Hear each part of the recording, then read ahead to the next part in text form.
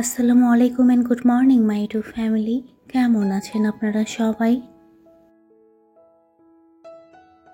সকলকে জানাই অনেক অনেক ভালোবাসা, শুভকামনা নতুন আরেকটি ব্লগ দেখার জন্য।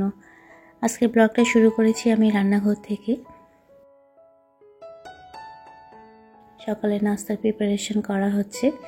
তো আজকে নাস্তায় আমার মেয়ের পছন্দ মতো একদম ফুলকো ফুলকো পুরি বানিয়ে নিয়েছি। ফুলকো ফুলকো পুরি আমার মেয়ে ভেজেছে, আমি জাস্ট বানিয়ে দিয়েছিলাম। আর পুরির সঙ্গে আমরা খাবো গত ব্লকে যে চটপটি দেখিয়েছিলাম রান্না করেছি, সেই চটপটি একটু ছিল আর ওটার সঙ্গে আলু মিক্সড করে একটা পাতলা ডাল রান্না করে নিয়েছি। তো আমরা সবাই টেবিলে, বাবাও চলে এসেছে, আমরা এখন সকালে নাস্তাটা করে নেব।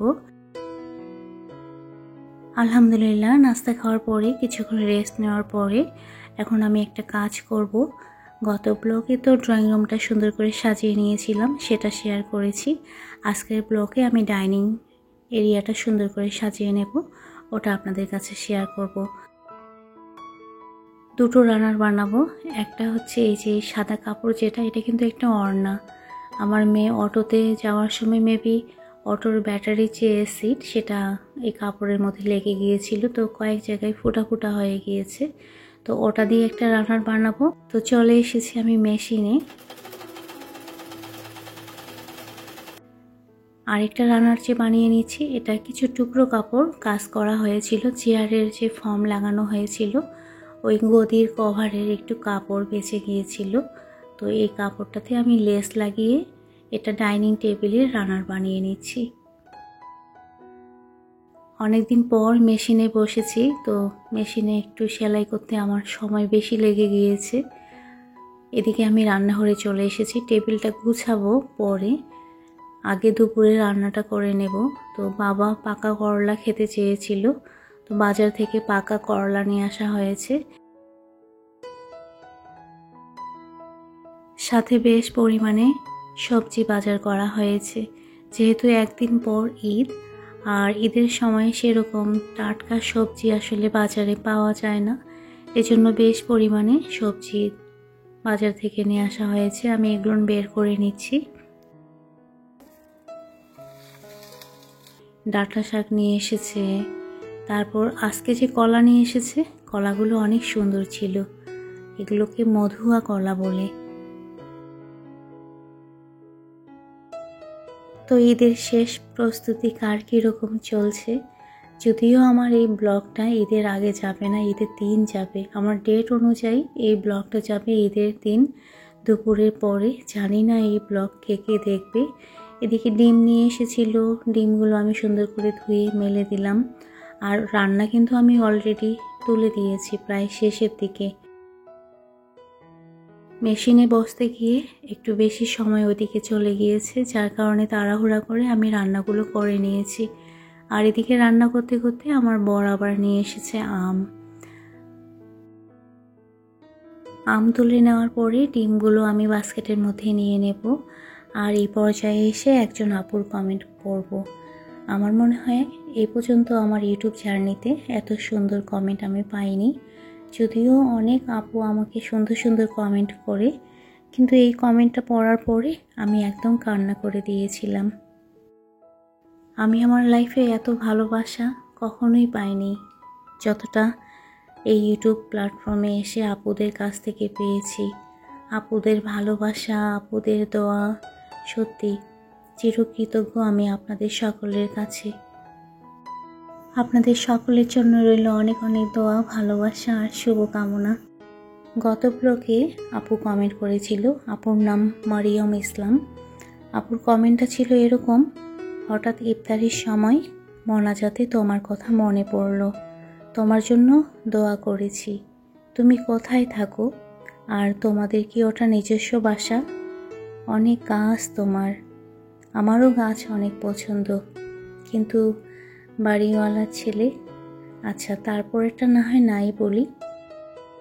প্রথমত আপু অসংখ্য ধন্যবাদ আমার ভিডিও এত সুন্দরভাবে দেখে সুন্দর কমেন্ট করার জন্য।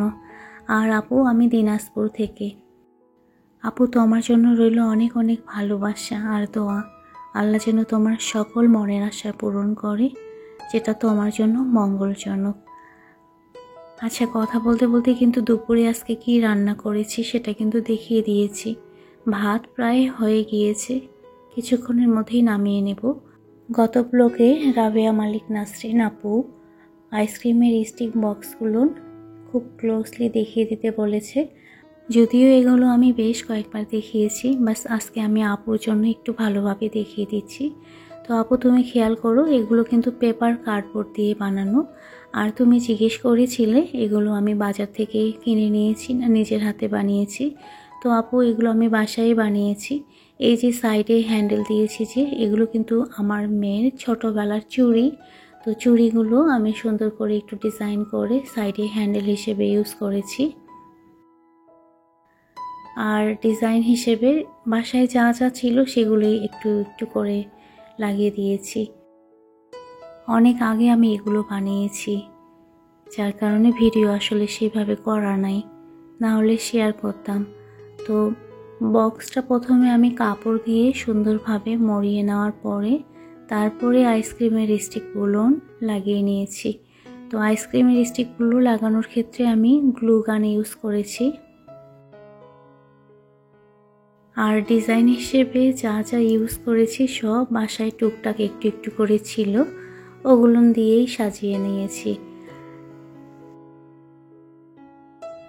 আচ্ছা, এই পর্যায়ে এসে বরাবরের মতো রিকোয়েস্ট করি, যারা এখনও আমার ভিডিওতে লাইক করেনি প্লিজ ভিডিওতে একটা লাইক করে দিন। আর ভিডিও রিলেটেড একটা হেলদি কমেন্ট করে দেবেন তখনই যখন ভিডিওটা আপনাদের ভালো লাগবে। ওকে। রান্না করতে করতে আজকে আমার একটু লেট হয়ে গিয়েছিল, আর দুপুরের খাওয়ার সময় হয়ে গিয়েছে, যার কারণে টেবিল এখন গুছিয়ে নিতে পারতেছি না।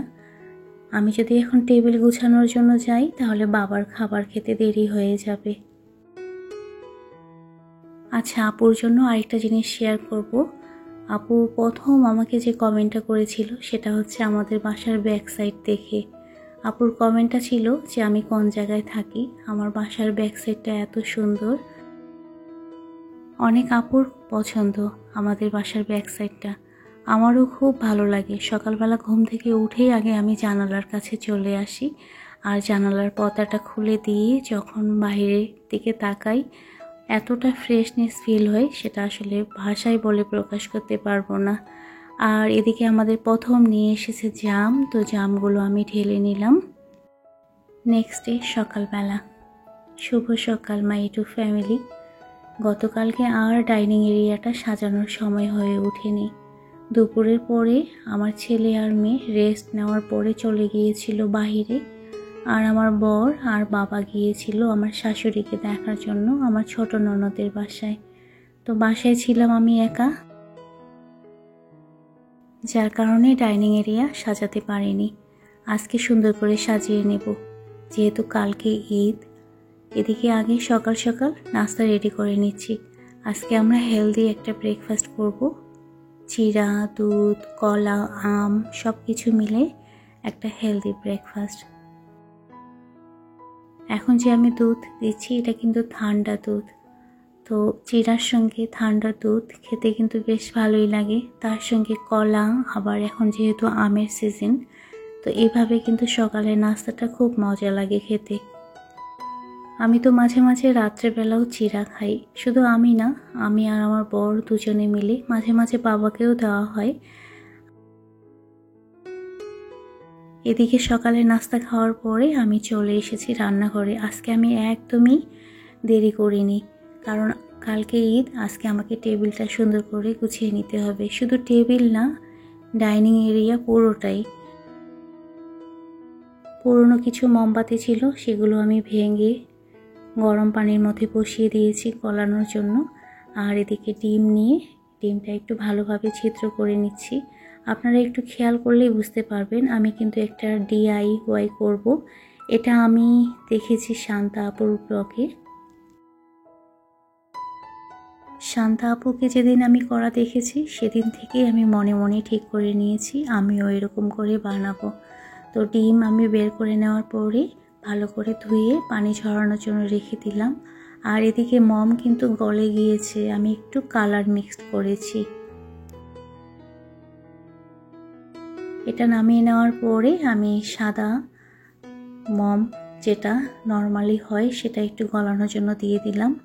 আর এখন আমি সেই ফোটা করা ডিমের মধ্যে দিয়ে দিচ্ছি। আপনারা একটু খেয়াল করলেই বুঝতে পারবেন আমি কি করছি।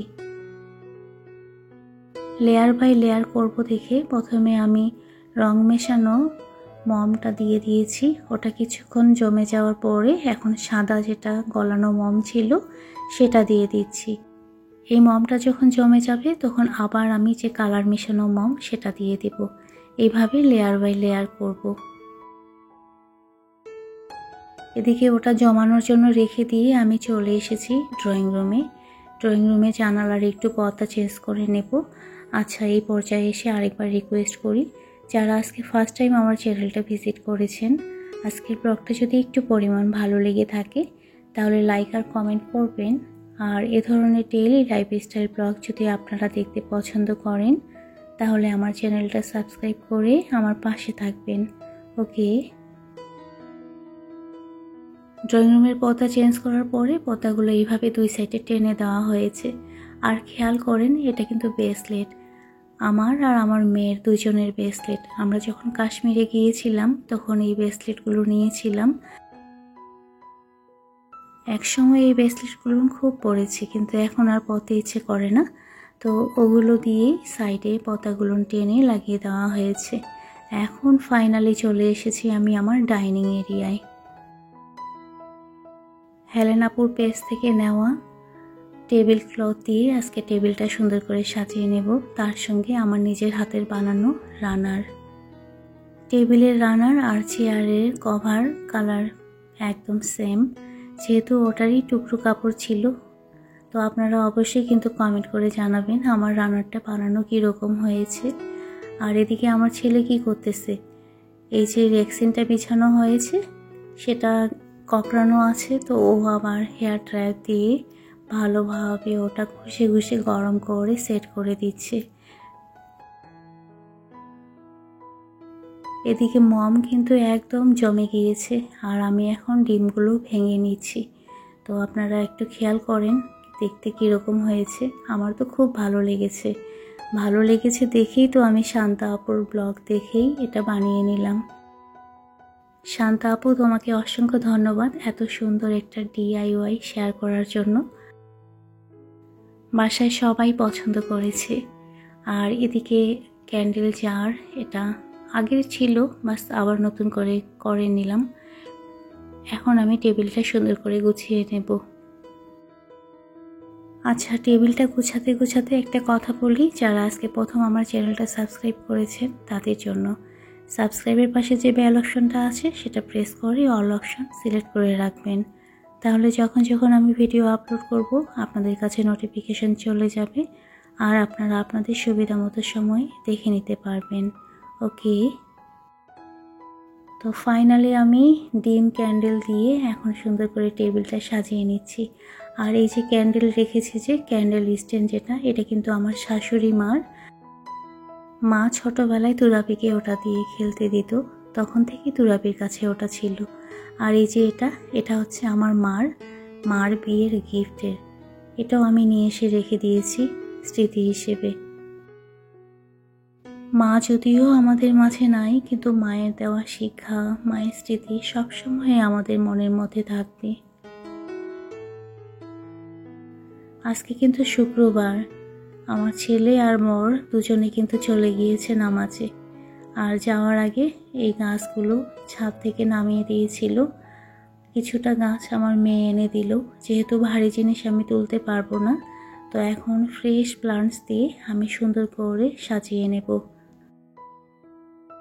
গত ব্লগে বলেছিলাম না যে ছাদে গাছ রিপোর্টিং করব, এই যে এই টবের মধ্যেই সব গাছগুলো সেট করে নেওয়া হয়েছে। এখন আমি এগুলো সাজিয়ে নিচ্ছি। আমার পছন্দের প্লান্টস দিয়ে সাজিয়ে নিচ্ছি সব স্নেক প্লান্ট। তো সাজিয়ে নিতে নিতে আরেকবার কিন্তু রিকোয়েস্ট করব, এখনও যারা ভিডিওতে লাইক করেনি প্লিজ ভিডিওতে একটা লাইক করে ভিডিও রিলেটেড একটা হেলদি কমেন্ট করে দেবেন। ওকে। তো তো ফাইনালি ডাইনিং স্পেস সাজানো হয়ে গিয়েছে। এই যে এই ফাঁকা জায়গাটা আমি ফ্রেশ প্লান্টস দিয়ে সাজিয়েছি, সব স্নেক প্ল্যান্ট দিয়ে সাজিয়েছি। আর মাশাআল্লাহ আমার কাছে কিন্তু খুব ভালো লাগতেছে। আপনারাও কিন্তু কমেন্ট করে জানাবেন কীরকম লাগতেছে সাজানোর পর। এদিকে ড্রয়িং রুমের টেবিলটা আমি আমার মেয়ের ওড়না যেটা ছিঁড়ে গিয়েছিল সেটা দিয়ে রানার বানিয়ে সাজিয়ে নিলাম। আর একদম চলে এসেছি সন্ধ্যার পরে। আমার বর লিচু নিয়ে এসেছে, তো লিচুগুলো আমি বের করে নিচ্ছি। আর সাথে হচ্ছে জাম মেখে নিয়েছি। জাম গতকালকে নিয়ে এসেছিল, যেহেতু বিকালবেলা কেউ ছিল না আমি আর জাম ভর্তা করিনি। আজকে জাম ভর্তা করে নিয়েছি। এখন আমরা লিচু আর জাম ভর্তা খেয়ে নেব। রাত পেরোলেই কালকে ঈদ, তো জ্যোৎস্না কাজল ফ্যামিলির পক্ষ থেকে আপনাদের সবাইকে জানাই ঈদ মোবারক। তো আজকের মতো এই পর্যন্ত। সবাই ভালো থাকবেন, সুস্থ থাকবেন আর নিরাপদে থাকবেন। ওকে।